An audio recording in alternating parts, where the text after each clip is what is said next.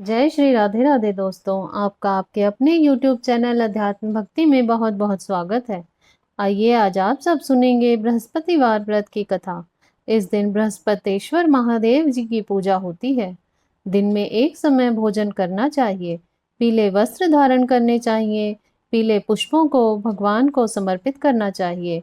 भोजन भी चने की दाल का होना चाहिए। नमक इस दिन बिल्कुल भी नहीं खाना चाहिए। पीले कपड़े तथा पीले चंदन से पूजा करनी चाहिए। पूजन के पश्चात कथा सुननी चाहिए। इस व्रत को करने से बृहस्पति देव महाराज अति प्रसन्न होते हैं। इस दिन केले के वृक्ष का पूजन चने की दाल एवं गुड़ से किया जाता है। तो आइए सुनते हैं बृहस्पतिवार व्रत कथा और अंत में सुनेंगे बृहस्पति देव जी की आरती। प्राचीन समय की बात है, भारत में एक राजा राज्य करता था। वह बड़ा प्रतापी तथा दानी था। वह नित्य प्रति मंदिर में भगवत दर्शन करने जाता था। वह ब्राह्मण और गुरु की सेवा किया करता था। उसके द्वार से कोई भी याचक निराश होकर नहीं लौटता था। वह प्रत्येक गुरुवार को व्रत रखता एवं पूजन करता था। हर दिन गरीबों की सहायता करता था। परंतु यह सब बातें उसकी रानी को अच्छी नहीं लगती थी। वह ना व्रत करती थी और ना किसी को एक भी पैसा दान में देती थी। वह राजा से भी ऐसा करने को मना किया करती थी। एक समय की बात है कि राजा शिकार खेलने वन को चले गए। घर पर रानी और दासी थी। उस समय गुरु बृहस्पति साधु का रूप धारण कर राजा के दरवाजे पर भिक्षा मांगने आए। साधु ने रानी से भिक्षा मांगी तो वह कहने लगी, हे साधु महाराज, मैं इस दान पुण्य से तंग आ गई हूँ। इस कार्य के लिए तो मेरे पति देव ही बहुत हैं। अब आप ऐसी कृपा करें कि सारा धन नष्ट हो जाए तथा मैं आराम से रह सकूं। साधु रूपी बृहस्पति देव ने कहा, हे देवी, तुम बड़ी विचित्र हो। संतान और धन से तो कोई दुखी नहीं होता, इसको सभी चाहते हैं। पापी भी पुत्र और धन की इच्छा करता है। अगर तुम्हारे पास धन अधिक है तो भूखे मनुष्य को भोजन कराओ, प्याऊ लगवाओ, ब्राह्मणों को दान दो, धर्मशालाएं बनवाओ, कुआं, तालाब, बावड़ी, बाग, बगीचे आदि का निर्माण कराओ तथा निर्धनों की कुंवारी कन्याओं का विवाह कराओ। साथ ही यज्ञ आदि करो। इस प्रकार के कर्मों से आपके कुल का और आपका नाम परलोक में भी सार्थक होगा एवं तुम्हें भी स्वर्ग की प्राप्ति होगी। परंतु रानी साधु की इन बातों से खुश नहीं हुई। उसने कहा, हे साधु महाराज, मुझे ऐसे धन की आवश्यकता नहीं जिसको मैं अन्य लोगों को दान देती फिरूं तथा जिसको रखने और संभालने में मेरा सारा समय नष्ट हो जाए। साधु ने कहा, हे देवी, यदि तुम्हारी ऐसी ही इच्छा है तो जैसा मैं तुम्हें बताता हूँ तुम वैसा ही करना। बृहस्पतिवार के दिन घर आंगन गोबर से लीपना, अपने केशों को पीली मिट्टी से धोना, केशों को धोते समय स्नान करना, राजा से कहना वह हजामत करवाए, भोजन में मांस मदिरा खाना, कपड़े धोबी के यहाँ धुलने देना। इस प्रकार 7 बृहस्पतिवार करने से तुम्हारा सारा धन नष्ट हो जाएगा। यह कहकर साधु महाराज रूपी बृहस्पति देव अंतर ध्यान हो गए। रानी ने साधु के कहने के अनुसार 7 बृहस्पतिवार तक वैसा ही करने का विचार किया। साधु के बताए अनुसार कार्य करते हुए केवल 3 बृहस्पतिवार ही बीते थे कि उसकी समस्त धन संपत्ति नष्ट हो गई। भोजन के लिए दोनों समय परिवार तरसने लगा तथा सांसारिक भोगों से दुखी रहने लगा। तब राजा रानी से कहने लगा कि हे रानी, तुम यहाँ रहो, मैं दूसरे देश को जाता हूँ, क्योंकि यहाँ पर मुझे सभी मनुष्य जानते हैं, इसलिए मैं यहाँ कोई काम नहीं कर सकता। मैं अब परदेश जा रहा हूँ, वहाँ कोई काम धंधा करूँगा, शायद हमारे भाग्य बदल जाएं। ऐसा कहकर राजा परदेश चला गया। वह वहाँ जंगल से लकड़ी काट कर लाता और शहर में बेचता। इस तरह वह अपना जीवन व्यतीत करने लगा। इधर राजा के बिना रानी और दासियां दुखी रहने लगी। किसी दिन भोजन मिलता और किसी दिन जल पीकर ही रह जाती। एक समय रानी और दासियों को 7 दिन बिना भोजन के व्यतीत करने पड़े। तो रानी ने अपनी दासी से कहा, हे दासी, यहाँ पास ही के नगर में मेरी बहन रहती है। वह बड़ी धनवान है, तो उसके पास जा और वहां से 5 सेर बेझर मांग कर ले आ, जिससे कुछ समय के लिए गुजारा हो जाएगा। दासी रानी की बहन के पास गई। रानी की बहन उस समय पूजा कर रही थी। बृहस्पतिवार का दिन था। दासी ने रानी की बहन से कहा, हे रानी, मुझे आपकी बहन ने भेजा है। मुझे 5 सेर बेझर दे दो। दासी ने यह बात अनेक बार कही, परंतु रानी की बहन ने कोई उत्तर नहीं दिया, क्योंकि वह उस समय बृहस्पतिवार की कथा सुन रही थी। जब दासी को रानी की बहन से कोई उत्तर नहीं मिला, तो वह बड़ी दुखी हुई। उसे क्रोध भी आया। वह लौटकर रानी के पास बोली, हे रानी, आपकी बहन तो बहुत घमंडी है। वह छोटे लोगों से बात भी नहीं करती। मैंने उससे कहा तो उसने कोई उत्तर नहीं दिया। मैं वापस चली आई। रानी बोली, हे दासी, इसमें उसका कोई दोष नहीं है। जब बुरे दिन आते हैं तब कोई सहारा नहीं देता। अच्छे बुरे का पता विपत्ति में ही लगता है। जो ईश्वर की इच्छा होगी वही होगा। यह सब हमारे भाग्य का दोष है। उधर रानी की बहन ने सोचा कि मेरी बहन की दासी आई थी, परंतु मैं उसे नहीं बोली, इससे वह बड़ी दुखी हुई होगी। अतः कथा सुन और विष्णु भगवान का पूजन समाप्त कर वह अपनी बहन के घर आई और कहने लगी, हे बहन, मैं बृहस्पतिवार व्रत कर रही थी। तुम्हारी दासी हमारे घर आई थी, परंतु जब तक कथा पूर्ण नहीं होती तब तक हम लोग ना उठते हैं और ना बोलते हैं, इसलिए मैं नहीं बोली। कहो दासी, क्यों गई थी? रानी बोली, बहन, हमारे घर अनाज नहीं था। वैसे तुमसे कोई बात छिपी नहीं है, इस कारण मैंने दासी को तुम्हारे पास 5 सेर भेजर लेने के लिए भेजा था। रानी की बहन बोली, बहन देखो, बृहस्पति भगवान सबकी मनोकामना पूर्ण करते हैं। देखो, शायद तुम्हारे घर में ही अनाज रखा हो। यह सुनकर दासी घर के अंदर गई तो वहां एक घड़ा बेजर का भरा मिल गया। उसे बड़ी हैरानी हुई, क्योंकि उसने एक एक बर्तन देख लिया था। उसने बाहर आकर रानी को बताया। दासी अपनी रानी से कहने लगी, हे रानी, देखो, वैसे हमको जब अन्न नहीं मिलता तो हम रोज ही व्रत करते हैं। अगर इनसे इस व्रत की विधि और कथा पूछ ली जाए तो हम उसे कर लिया करेंगे। दासी के कहने पर रानी ने अपनी बहन से बृहस्पतिवार व्रत के बारे में पूछा। उसकी बहन ने बताया, हे रानी बहन, बृहस्पतिवार को सूर्य उदय से पूर्व उठकर स्नान करके बृहस्पतिवार का व्रत करना चाहिए, लेकिन उस दिन सिर नहीं धोना चाहिए। बृहस्पतिवार के व्रत में चने की दाल और मुनक्कों से विष्णु भगवान का केले के वृक्ष की जड़ से पूजन करें तथा दीपक जलावें। उस दिन एक ही समय भोजन करें। भोजन पीले खाद्य पदार्थ का करें तथा कथा सुने। इस प्रकार करने से गुरु भगवान प्रसन्न होते हैं, अन्न पुत्र धन देते हैं। इस तरह व्रत और पूजन की विधि बताकर रानी की बहन अपने घर लौट गई। रानी और दासी दोनों ने निश्चय किया कि वे बृहस्पति देव भगवान का पूजन जरूर करेंगी। 7 दिन बाद जब बृहस्पतिवार आया तो उन्होंने व्रत रखा। गुड़साल में जाकर चना और गुड़ बिन लाई। उसकी दाल से केले की जड़ में विष्णु भगवान का पूजन किया। अब भोजन कहाँ से आए? दोनों बड़ी दुखी हुई, परंतु उन्होंने व्रत किया था, इस कारण वह बृहस्पति देव भगवान प्रसन्न थे। वे एक साधारण व्यक्ति के रूप में 2 थालों में सुंदर पीला भोजन लेकर आए और दासी को देकर बोले, हे दासी, यह भोजन तुम्हारे और तुम्हारी रानी के लिए है, तुम दोनों करना। दासी भोजन पाकर बड़ी प्रसन्न हुई और रानी से बोली, रानी जी, भोजन कर लो। रानी को भोजन आने के बारे में कुछ पता नहीं था, इसलिए वह दासी से बोली, जा तू ही भोजन कर, क्योंकि तू हमारी व्यर्थ में हंसी उड़ाती है। दासी ने कहा, वह व्यक्ति हम दोनों के लिए 2 थालों में भोजन दे गया है, इसलिए मैं और आप दोनों ही साथ साथ भोजन करेंगी। फिर दोनों ने गुरु भगवान को नमस्कार कर भोजन प्रारंभ किया। उसके बाद से वे प्रत्येक बृहस्पतिवार को गुरु भगवान का व्रत और पूजन करने लगी। बृहस्पति भगवान की कृपा से उनके पास धन हो गया, परंतु रानी फिर पहले की तरह ही आलस्य करने लगी। तब दासी बोली, देखो रानी, तुम पहले भी इसी प्रकार आलस्य करती थी। तुम्हें धन को रखने में कष्ट होता था, इस कारण सभी धन नष्ट हो गया। अब गुरु भगवान की कृपा से धन मिला है तो फिर हमें आलस्य होता है। बड़ी मुसीबतों के बाद हमने यह धन पाया है, इसलिए हमें दान पुण्य करना चाहिए।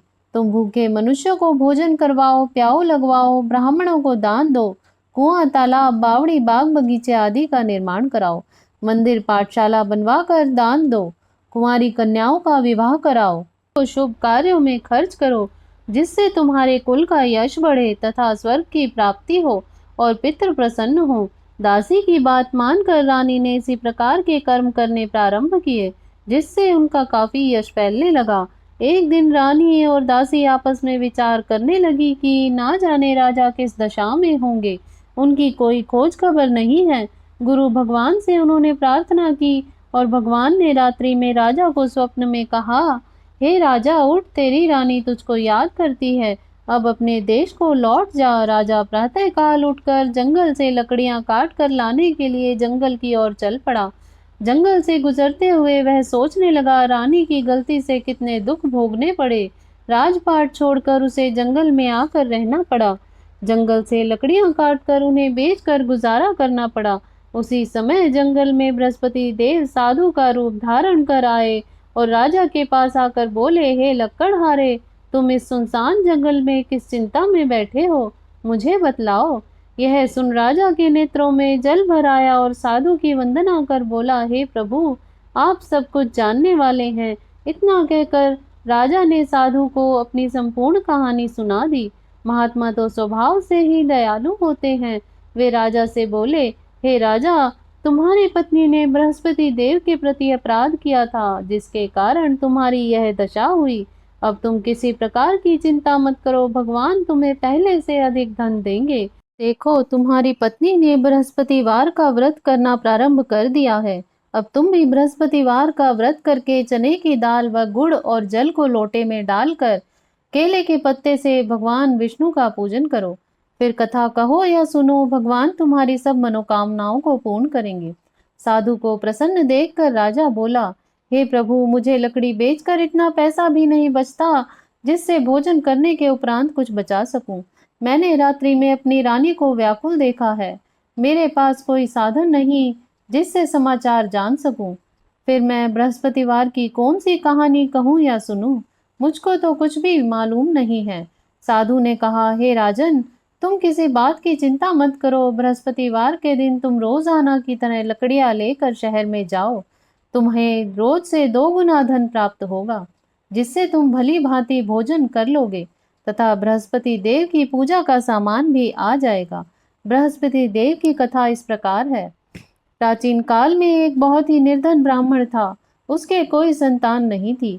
वह नित्य पूजा पाठ करता, परंतु उसकी स्त्री बहुत मलिनता के साथ रहती थी। वह न स्नान करती और न किसी देवता का पूजन करती।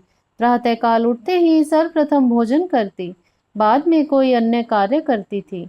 ब्राह्मण देवता बहुत दुखी रहते थे। पत्नी को बहुत समझाते, किंतु उसका कोई परिणाम न निकला। भगवान की अनुकंपा से एक समय उस ब्राह्मण की पत्नी गर्भवती हुई और 10वें महीने में एक सुंदर कन्या को जन्म दिया। निर्धन ब्राह्मण कन्या के जन्म से बहुत दुखी हुआ। धीरे धीरे कन्या बड़ी होने लगी। बचपन से ही उस कन्या की रुचि भगवान विष्णु की पूजा में थी। वह प्रातःकाल उठते ही स्नान आदि करके भगवान विष्णु की पूजा करने मंदिर जाती थी। बृहस्पतिवार को व्रत करके विधिवत पूजा पाठ करती थी। पूजा पाठ के बाद वह पढ़ने के लिए पाठशाला में जाती थी। घर से चलते हुए वह मुट्ठी भर जौ के दाने साथ लेकर जाती थी और पाठशाला के रास्ते में थोड़े थोड़े जौ गिराती जाती थी। जब वह पाठशाला से घर लौटती थी तो जौ के वह दाने सोने में बदले हुए मिलते थे। लड़की सभी सोने के दाने बीन लाती थी। एक दिन जब वह सोने के दानों को साफ कर रही थी तो उसकी माँ ने कहा, बेटी, सोने के दाने साफ करने के लिए सोने का सूप होना चाहिए। अगले दिन बृहस्पतिवार था। उसने भगवान बृहस्पति देव की पूजा करते हुए प्रार्थना की, हे भगवान, यदि मैंने आपका व्रत विधिवत किया है तो मुझे सोने का सूप दे दो। भगवान बृहस्पति देव ने उसकी मनोकामना पूरी करने का वचन दिया। पाठशाला से लौटते समय उसे रास्ते में सोने का सूप पड़ा हुआ मिला। लौटकर वह सोने का सूप अपनी माँ को दिखाकर वह सोने के दाने साफ करने लगी।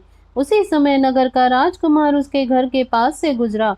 उस सुंदर लड़की को सोने के सूप में जौ साफ करते देख राजकुमार उस पर मोहित हो गया। महल में लौटकर राजकुमार ने राजा से उस लड़की से विवाह करने की इच्छा प्रकट की तो राजा ने ब्राह्मण को महल में बुलाकर राजकुमार से उस लड़की के विवाह की बात कही। ब्राह्मण तैयार हो गया। धूमधाम से उस लड़की का विवाह राजकुमार से हो गया।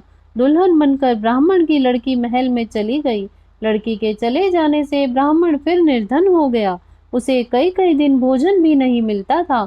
बहुत दुखी होकर ब्राह्मण एक दिन अपनी लड़की के पास गया। अपने पिता की निर्धनता का समाचार सुनकर उसे बहुत सा धन देकर पिता को विदा किया।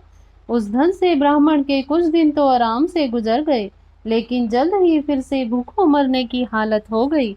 ब्राह्मण अपनी लड़की से धन लेने के लिए फिर से महल में पहुंचा।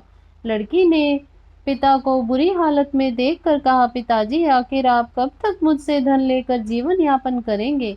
आप कोई ऐसा उपाय क्यों नहीं करते जिससे आपका घर धन संपत्ति से भर जाए? ब्राह्मण ने कहा, मैंने तेरी माँ को बहुत समझा लिया, पर उसकी समझ में कुछ नहीं आता। उसका फूहड़पन नष्ट हो तो घर की निर्धनता भी दूर हो जाए। तब कुछ सोचकर लड़की ने पिता से कहा, पिताजी, आप कुछ दिनों के लिए माँ को मेरे पास छोड़ जाओ। तब कुछ सोचकर ब्राह्मण पत्नी को लड़की के पास महल में छोड़ आया।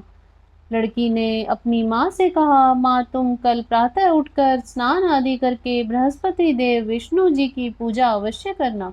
पूजा करने से तुम्हारी निर्धनता अवश्य दूर हो जाएगी। लेकिन उसकी माँ ने उसकी कोई बात नहीं मानी। तब क्रोधित होकर लड़की ने अपनी माँ को एक कक्ष में बंद कर दिया। सूर्य उदय के समय माँ को उठाकर जबरदस्ती उसे स्नान कराया और फिर मंदिर ले जाकर भगवान बृहस्पति देव की पूजा कराई। कुछ दिनों तक ऐसा करने से माँ की बुद्धि में परिवर्तन हुआ और वह स्वयं बृहस्पतिवार का व्रत रखने लगी। उसके व्रत रखने से ब्राह्मण के घर में भगवान विष्णु की अनुकंपा से धन की वर्षा होने लगी। दोनों पति पत्नी धन संपदा पाकर आनंद पूर्वक जीवन यापन करते हुए विष्णु धाम को चले गए। लक्कड़हारा बने राजा ने उन साधु से भगवान बृहस्पति देव की यह कथा सुनकर बृहस्पतिवार का व्रत करके भगवान विष्णु का पूजन किया। उस दिन से उसके सभी क्लेश दूर हो गए। लेकिन अगले बृहस्पतिवार को कामकाज में अधिक व्यस्त रहने के कारण उसने भगवान बृहस्पति देव जी का व्रत नहीं किया। भगवान बृहस्पति देव लक्कड़हारे से क्रोधित हो गए और उसे भूल की सजा दी। उस दिन नगर के राजा ने नगर में घोषणा करके सबको सूचित किया, प्रत्येक नागरिक मेरे महल में भोजन करने आए। जो नहीं आएगा उसे अपराधी मानकर भारी दंड दिया जाएगा। लक्कड़हारा बने राजा ने उस नगर के राजा की घोषणा तो सुनी, लेकिन जंगल से लकड़ी काट कर लाने में और उन्हें बेचने में देर हो जाने के कारण वह समय पर महल भोजन करने नहीं जा सका। अतः राजा के सैनिक लक्कड़हारे को पकड़कर महल में ले गए। राजा ने उसे महल के एक कक्ष में बैठाकर भोजन कराया। उस कक्ष में एक खूंटी पर रानी का सोने का हार लटका हुआ था।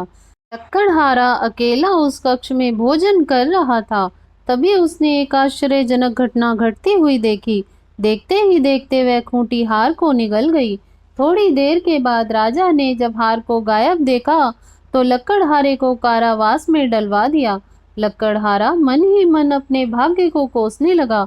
तभी उसे जंगल में मिले साधु का स्मरण हो आया। थोड़ी देर में भगवान बृहस्पति देव सन्यासी के रूप में उसके सामने प्रकट हुए और कहा, हे लक्कड़हारे, तूने भगवान बृहस्पति देव की पूजा नहीं की, इसी कारण तुम्हें कष्ट हुआ है। लेकिन अब चिंता मत करो, बृहस्पतिवार के दिन कारागार के दरवाजे पर तुम्हें कुछ पैसे पड़े हुए मिलेंगे। उस पैसों से भगवान बृहस्पति देव का व्रत करके उनकी पूजा करोगे तो तुम्हारे सब दुख नष्ट हो जाएंगे। बृहस्पतिवार के दिन दरवाजे पर पड़े मिले पैसों से चने और गुड़ मंगाकर लक्कड़हारे ने बृहस्पतिवार का व्रत किया।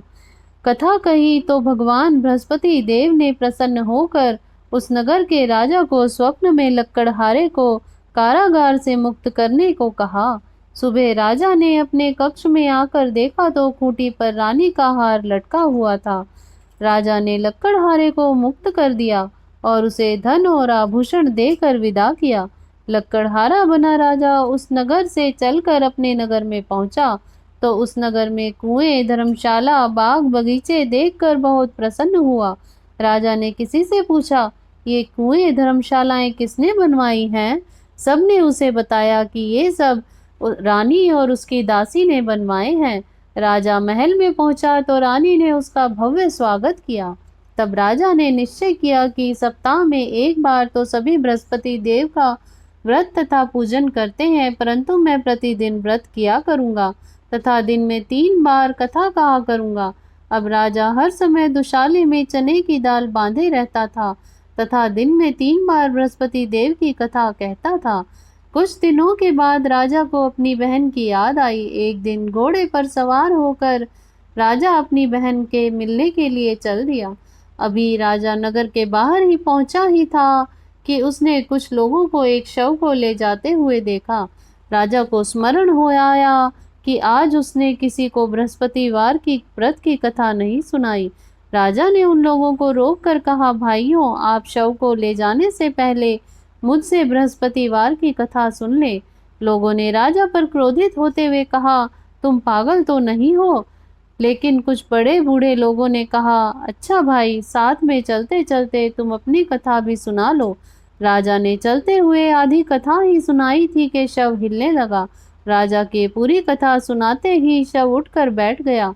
लोगों ने हैरानी से दांतों तले उंगली दबाई और अगले बृहस्पतिवार से भगवान बृहस्पति देव का व्रत करने का व कथा सुनने का निश्चय कर लिया। अब घोड़े पर सवार राजा चलते चलते किसान के पास पहुंचा। किसान अपने खेत में हल चला रहा था। राजा ने कहा, अरे भाई, मुझसे बृहस्पतिवार की कथा सुन लो। किसान झुंझला कर बोला, अरे भाई, देख नहीं रहे कितनी देर तक तुम्हारी कथा सुनूंगा? उतनी देर में तो पूरे खेत में हल चला लूंगा। राजा निराश होकर चलने लगा। तभी किसान के बैल लड़खड़ा कर जमीन पर गिर पड़े। किसान के पेट में जोरों से दर्द होने लगा। उस किसान की पत्नी जब खाना लेकर आई, उसने किसान को इस बारे में पूछा तो किसान ने घुड़सवार की पूरी कहानी सुनाई। किसान की पत्नी दौड़ती हुई राजा के पास पहुंचकर हाथ जोड़कर बोली, भैया, मैं तुम्हारी कथा सुनने को तैयार हूँ। राजा ने उसके साथ खेत पर पहुंचकर बृहस्पतिवार की कथा सुनाई। तभी बैल उठकर खड़े हो गए। किसान के पेट का दर्द तुरंत ठीक हो गया।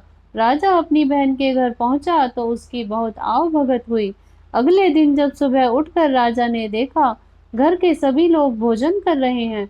किसी भूखे को बृहस्पतिवार की कथा सुनाए बिना राजा भोजन नहीं करता था।